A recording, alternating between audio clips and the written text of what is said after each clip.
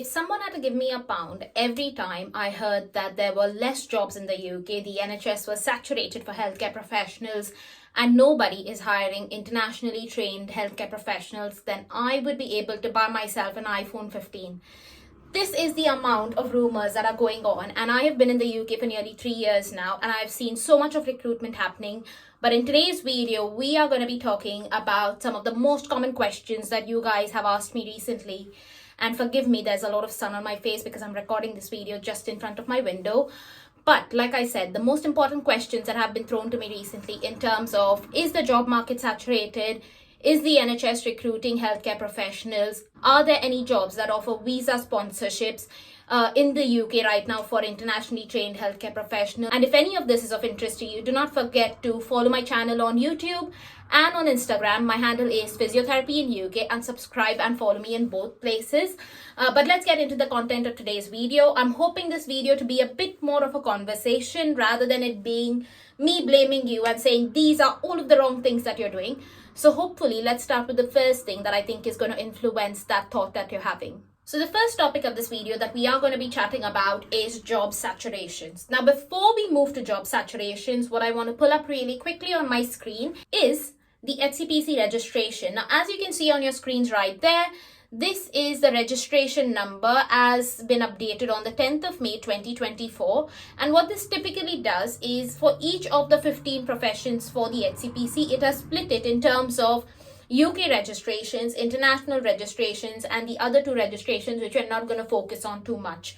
But as you can see on your screens right there, if we just pick an example of maybe say biomedical scientist, you can see that there were nearly 21,000 applications from people in the UK, but internationally trained, you can see that there were nearly 5,526 applications, which is actually quite a big number when you think about it. Now, moving on to maybe some of the other occupations in there. So if we just pick the occupations for physios, which is obviously titled as PH, you can see that there were nearly 53,000 applications made from the UK. But if you see the number of international applications over there, it's mind-blowingly high. And that is around 14,900 applications. And as you can see right there, the reason that I'm sharing this data is not to tell you that, oh, there are so many of y'all applying, but it is actually getting me to the point that there are so many of y'all thinking about the opportunities that are available for you to come and work in the UK as a healthcare professional. Coming back to the point about the registrations and the saturation. So as you can see through the information that I've shared with you already, there are many registrants making applications for HCPC in order to come to the UK. Now again, if you have any questions about HCPC registration, do not forget to check out this entire playlist because it has all of the information you need. But without getting sidetracked for a moment further, I just want to pull up another screen really quickly before we go into some of the common mistakes. So as you can see on your screens right there, this is the information related to the vacancy rates that are available in the NHS. Now, I just want to point out to you that over the past decade, NHS turnover figures for England show that more people are joining than leaving the NHS. Obviously, this is a positive trend, so let's not be worried about it. But what I want to point out is this information right here that says in September 2023, a total of 121,070 vacancies were recorded across the NHS in England. So this is not even considering the fact that there are other places such as Scotland, Northern Ireland and Wales. This is just England alone. And out of these, nearly 42,300 were nursing vacancies, which is 10% of that sort of total number. And around 8,850 were doctor vacancies. Now again, this doesn't go to break it up further in terms of physios, occupational therapists, ODPs, biomedical scientists, radiographers. But what I'm trying to say is that's a staggeringly high number of vacancies that are still available out there that need to get fulfilled in order for the NHS to provide good care to most of the people in the UK. Now again, I want to come back to a really important topic, which is international recruitment. Now I've made a video about this in the last few weeks, and I'm going to leave the link for it somewhere above so that obviously you get more information about this topic. But what I want to share information about is thinking that the recruitment cycle within the NHS across all of the different trusts happens throughout the year. And obviously there are many peaks where you will see maximum number of vacancies. And then there are months like December, where obviously Christmas is around the corner, or maybe the year end, that is in February or March, when the budgets are slightly tighter in the NHS trust, that you will see the vacancies not as much. Now, why is this important? Is because you will see numerous vacancies coming out throughout the year, and the recruitment obviously goes on. Recently, we saw a bit of a dip in the vacancies, but that was because there were elections in the UK. We didn't know what really was happening, which obviously impacted the number of jobs that were available. Now, that being said, I am not going to deny the fact that obviously, as you could see, the number of people applying for HCPC registration internationally has skyrocketed and has gone really high.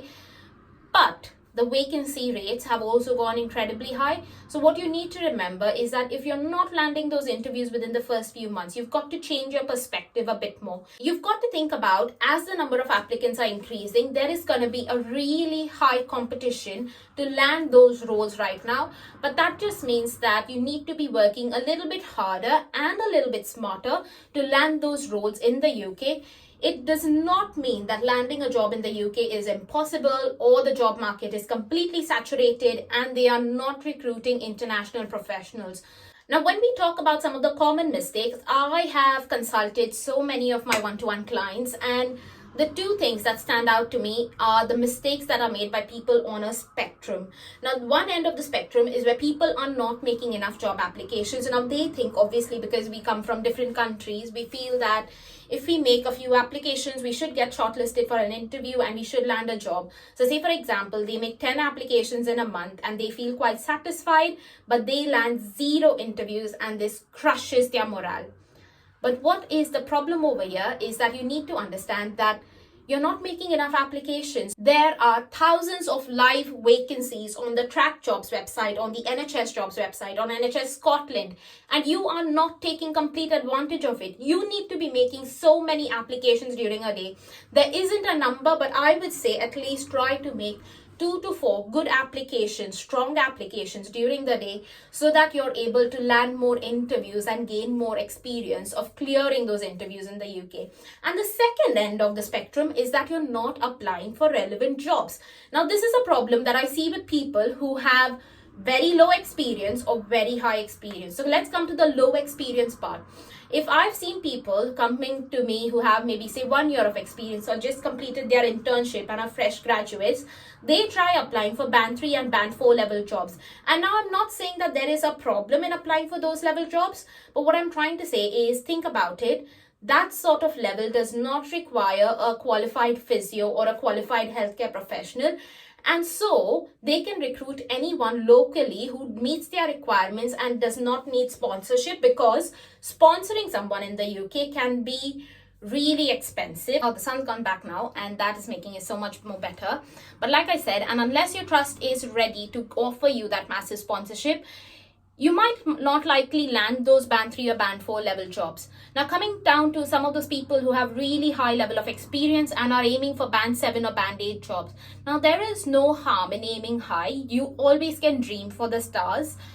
But what I want to highlight here is the fact that if you do not have any experience at a lower band level, whether that is band 5 or band 6, you're most likely not going to have the skills you require in order for managing your team. You're not going to know how to develop those clinical pathways, and that's going to have a really bad impact on your band 7 level applications. And so I would recommend to all of those people to try and apply for band 5 or band 6 roles.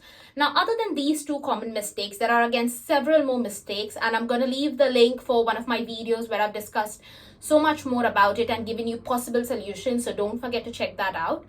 But the other thing I want to really emphasize over here is the fact that if you are not landing those interviews and if you are not getting shortlisted, you really need to do something, because like I said, obviously part A of landing those interviews is working harder, but then part B is really working smarter. If you think about it, if you are not landing those interviews, there might be something that you're doing consistently wrong over 5 applications, 10 applications, over a month, over 2 months, over 7 months, and that is stopping you from landing those interviews and getting shortlisted. Now, if you think this is you, I would advise you to book a one-to-one session with me, because I run a Now, if this is you, I advise you to book a one-to-one session with me, because I go through the application with you, give you very clear recommendations, give you a lot of information, and that 40-minute session is packed with so much information that you go back from that session thinking about the exact structure or the exact words that you need to be using in your job applications in order to get shortlisted for those interviews. Now, again, if you want to book a session with me, do not forget to find the link in the description below, because you will find all of the information related to booking a session with me and all of the other services that I provide on my one-to-one coaching basis. Another thing that I want to really emphasize before I wrap up this video is scams. Now, I have seen so many people paying agents about 25 lakh rupees or 40 lakh rupees in order to get jobs in the UK, and most likely these are scams, because honestly, you do not need to pay anybody in order to land a job in the UK, and you can do the entire process from start to finish by yourself. So please do not be paying agents. The other thing that you've got to remember is that every application needs to be tailored based on the job description and the person specifications. And again, if you book a one-to-one session with me, I will go through the process of how you need to adapt and modify each of those applications to make it tailor-made for a specific role. But that's it from today's video, guys. Let me know if you have any questions down in the comments. But take care. Bye.